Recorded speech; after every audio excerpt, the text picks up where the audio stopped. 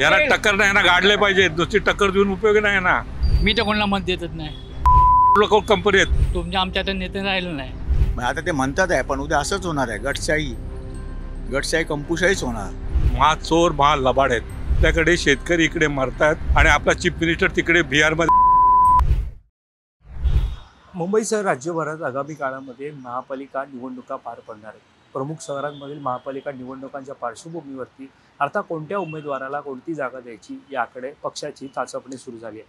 अशामध्ये मुंबईमध्ये सध्या लढत पाहायला मिळते ती म्हणजे महायुती विरुद्ध ठाकरे बंधू. कारण या प्रकारे ठाकरे बंधूंची जवळीक, कौटुंबिक भेट यानंतर आता स्थानिक स्वराज्य संस्थेच्या निवडणुका, मुंबई महापालिका निवडणुका आणि यासह ज्या प्रमुख महापालिका निवडणुका आहेत त्यामध्ये ठाकरे बंधू युती करून एकत्र लढणार का अशी चर्चा आहे. मात्र असं असलं तरी अनौपचारिक गप्पांमध्ये राज्याचे मुख्यमंत्री देवेंद्र फडणवीस यांनी मुंबईमध्ये महायुतीच्या माध्यमातून आणि जिथे गरज असेल तिथे भाजप स्वबळावरती निवडणूक लढेल अशा प्रकारचं वक्तव्य केल्याची माहिती समोर येते. मात्र असं असलं तरी ठाकरे बंधू हे मुंबई महापालिका निवडणुकीमध्ये महायुतीला टक्कर देतील का, याबाबत जनतेचं मत काय हे आपण या व्हिडिओच्या माध्यमातून जाणून घेऊयात. नमस्कार, मी वैभव पाटील. तुम्ही पाहतात माय महानगर लाईव्ह. पहिलं आहे ना, हे आता हे आमदार, नगरसेवक त्यांच्या कामाच्या पलीकडे गेलेले आहे. आता जनसेवा ते आता दिवस निघून गेले. ते 40-50 वर्षापूर्वी होते दिवस. आमदार, नगरसेवक नावानिशी ओळखायला, कार्यकर्त्याला ओळखायचा, ते दिवस नाही राहिले. आता नेते तुमची आमची नाही, हे फक्त आता आपली घरं भरणार आहे. तिकडे तुम्ही दोन्ही ठाकरे बंधूंना पण धरतात आणि महायुतीला पण. सगळ्यांना कोण तुमची आमची नेते नाही. आता निवडणुकीबाबत काय वाटतं तुम्हाला की ठाकरे बंधू? मी तर कोणाला मत देतच नाही. आता नोटा चालू केल्या, त्यांना मत टाकतो. काय अशी परिस्थिती का ओढवली? तुम्ही का नोटाला का मत देतात? काय झालंय काय? हो, त्यांनी आपली घरं भरली. मराठी करताना आपली घरं भरतात. मग मराठी नेता असो, आता कुठच्याही पक्षाचा असो, तुमच्या आमच्या तर नेते राहिलं नाही. एक प्रश्न विचारतो मुद्द्याचा, की एकीकडे तुम्ही म्हणतात की मी नोटाला मतदान करतो, म्हणजे हो. मतदान करतात. हां, एक पर्याय ठेवला आम्हाला. तुम्ही जवळून बघताय हां. पर्याय म्हणून. आम्हाला पर्याय ठेवले आहेत. आपण म्हणतो ना की तुम्ही ज्यावेळेला पेपर वाचतात, बातम्या बघतात, काय वाटतं तुम्हाला की हे ठाकरे बंधू देऊ शकतात टप महायुतीला? काय वाटतं? एक राजकारण बघता तुम्हाला? आता हे राजकारण आहे, आपलं घरं भरण्याचं राजकारण आहे. घरं भरण्याचं राजकारण कोण नाही, सगळ्या पक्षातले नेते आहेत ना, आपली घरं भरणार आहेत. पोराला पुढे आण, याला पुढे आण, लेकीला पुढे आण, कोणी नेता नाही आपला. माझं सपोर्ट भरलं, माझ्या पोराला पुढे करा, त्याला नेता बनवा. काय वाटतं तुम्हाला, ठाकरे बंधू टप्पाईट देऊ शकतात?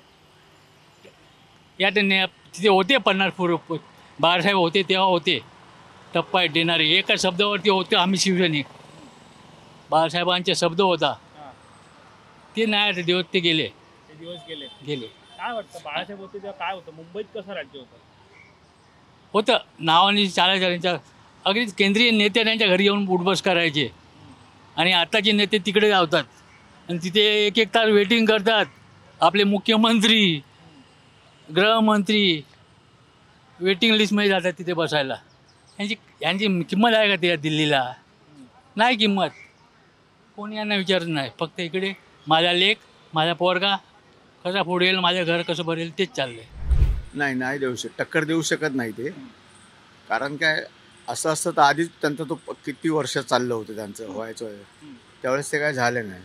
आणि आता ह्यांना तर यश लाभणारच नाही आहे. परंतु जे म्हणतात युती सगळ्या पक्षात युती, मला वाटत नाही युती होईल म्हणून. कारण काय, हे कमी आहे गावतात, जागा कमी आहेत आणि सगळेच नाराज राहणार आहे. त्यामुळे मला तरी असं एक भविष्य वाटतं की काय सांगतील, शेवटी असे निर्णय घेतील सगळेच पक्ष.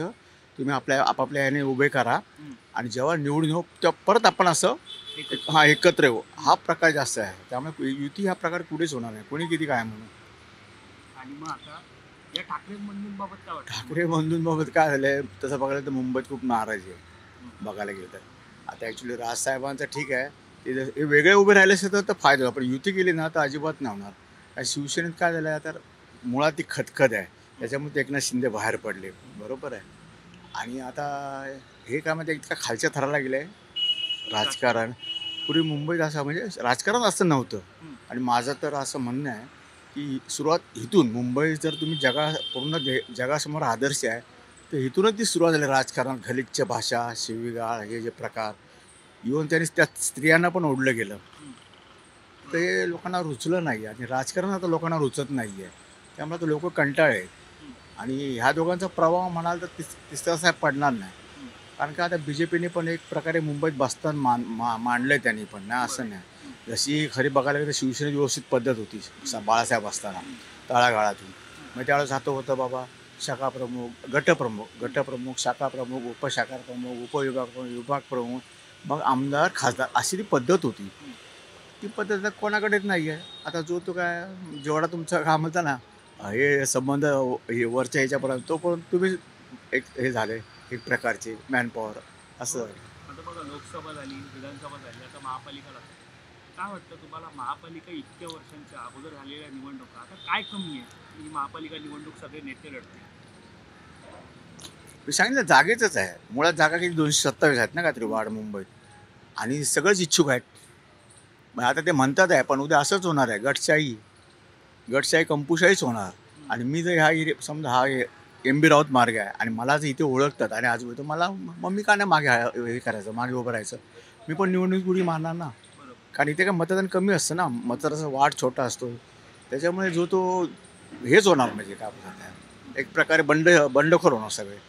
म्हणून ते असे निर्णय घेतील. एक तर समोर घेतील ना ते छुपे, तुम्ही एक काम करा, ह्याला पण उभा करतो बघा, तू पण राहा उभा. आम्ही सांगा बाबा तू माझं ऐकत नाही, बरं न ऐकल्यानंतर काय करतात, जास्त हकालपट्टी करतात, त्या पुढे काय करतात आणि पुन्हा परत ते 1-2 वर्षांनी सामंजस्य पुन्हा त्याला घेतात.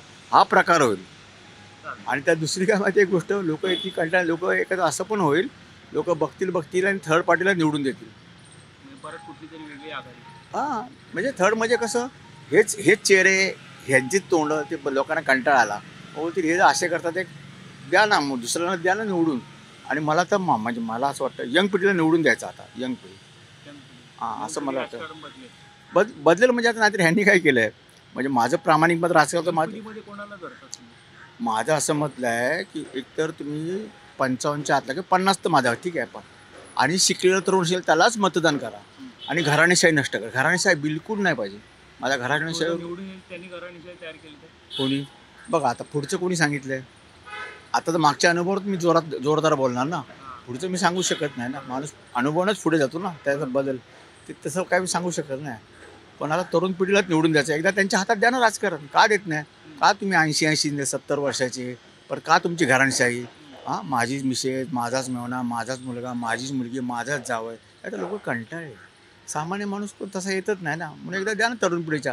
नाही तुम्ही आता किती 75 वर्ष येते ना आपलं स्वातंत्र्य मिळून, काय प्रकार झाला सगळ्यांना अनुभवला आहे. एकदा त्यांच्या हातात देऊन बघा, खरोखर द्या, बघू पुढे काय होतं. त्यासाठी तुम्ही आहोत 80 वर्ष काढलेत. 66 सालापासूनचा आहे मी. याला टक्कर नाही ना, गाडले पाहिजे. नुसती टक्कर देऊन उपयोग नाही ना. काय वाटतं राजकारणामध्ये काय होईल? लोक कंपनी आहेत, हे सगळे जे आहेत ना महायुतीवाले, महाचोर, महालबाड आहेत, लांडगे आहेत. आणि त्यांना कसली पडली. आता आपल्याकडे शेतकरी इकडे मरतात आणि आपला चीफ मिनिस्टर तिकडे बिहारमध्ये तिकडे इलेक्शन प्रचार करतोय. हे शोभतं काय झाला ते? फॉरेनमध्ये जर असं झालं असतं तर तो प्रेसिडेंट फॉरेन टूर कॅन्सल करून ते आपापल्या देशात जातात आणि काय झालं असतील तर जातात. आपल्या इकडे शेतकरी मरतोय दुष्काळात आणि आपला चीफ मिनिस्टर तिकडे बिहारमध्ये प्रचार करतोय. ही कुठली लोकशाही? ठाकरे बंधू लढा देतील का? चांगला देणारच, 100% देणार. बाबा तुमच्याकडे येतो, काय वाटतं तुम्हाला, ठाकरे बंधू लढा देणार? ठाकरे बंधू 100% लढा देतील मला तरी वाटतं. आता निवडणुकीमध्ये त्याच्यावरच कळेल ना. फक्त प्रामाणिकपणे त्यांचे मतदार झाले पाहिजेत. आमची जी चोरी झाली आहे, दरोडा पडलाय, त्याच्यामुळे हे दरोडेखोर दिसत आहेत. ते दिसले पण नसते. पण आता असं म्हणतात की काही ठिकाणी स्वबळावरती लढणार, म्हणजे त्याच्यामध्ये पुणे स्वबळ ते युती ते वेगवेगळे आहे. त्यांचं कुठे एकत्र आहे? तुम्ही म्हणताय ना महायुतीमध्ये कुठे एकत्र आहेत? ठाण्यामध्ये काय आहे त्यांचं? बारामतीला काय आहे त्यांचं? पिंपरी चिंचवडला काय आहे त्यांचं? ते का नाही एकत्र लढत? मग नाही ठीक आहे, ते त्यांच्या मताशी संमत आहे. हवा तेवढा पैसा आहे, पैसा पेरतायत ते. तुम्हाला काय वाटतं काय होऊ शकतं? काय नाही आहे बरं, त्यांनी सांगितलं तेच आमचं मत आहे. काय नाही वेगळं काही पण नाही. काय वाटतं की ठाकरे बंधूंना इतक्या वर्ष 20 वर्षांनंतर उलट ठाकरे एकत्र आले ते चांगलं आहे. म्हणजे कसं महाराष्ट्र या दृष्टीने मराठी माणसाच्या दृष्टीनं ते योग्यच आहे. कारण मुंबईमध्ये आपण पाहिलं ना अन्य भाषा जास्त आहे तर त्यांना तर आता हे काय काय लोक मारतात एखादा मग त्याच्यासाठी ही यांच्या दोघांची एकत्र येणं चांगलंच आहे ना.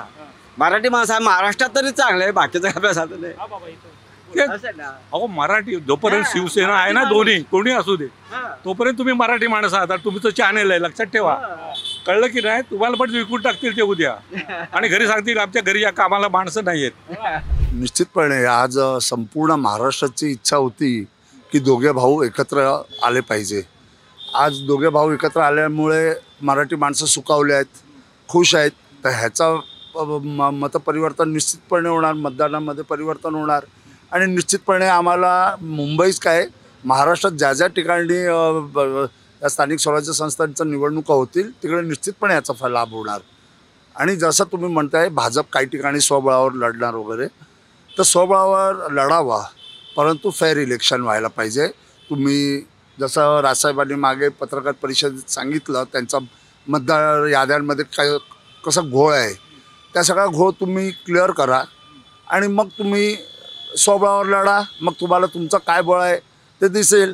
तुम्ही सगळं मतदानात झोल करणार, EVM मध्ये पण झोल असू शकतो मशीनमध्ये. मी तर म्हणेन की EVM हे निवडणूकच बंद व्हायला पाहिजे, बॅलेटवर वोटिंग व्हायला पाहिजे आणि त्यानंतर मग तुम्हाला तुमचं स्वबळ काय आहे ते तुम्हाला कळेल. पण आता काय वाटतं की सध्या परिस्थिती ज्या प्रकारे निर्माण झालेली आहे की ठाकरे बंधू कौटुंबिक बैठक घेत आहेत, युतीची अद्याप चर्चा नाही आहे, मात्र युती झाली तर प्रभाव पडेल. आता या गोष्टी दोघा भावांनाच माहिती आहे. आता युती तर होण्याची आम्हाला तरी असा शक्यता वाटते आणि व्हावं अशी आमची सगळ्यांची म्हणजे सगळ्या लोकांची तशी इच्छा आहे. बाकी राजसाहेब आणि उद्धवसाहेब या गोष्टींवर निर्णय घेतील आणि कदाचित चांगलाच निर्णय घेतील. आता जे कौटुंबिक म्हणजे एकत्र येणं वगैरे हे सगळं ते चिन्ह आहेत की भविष्यात एकत्र येतील म्हणून. नाही दिसत.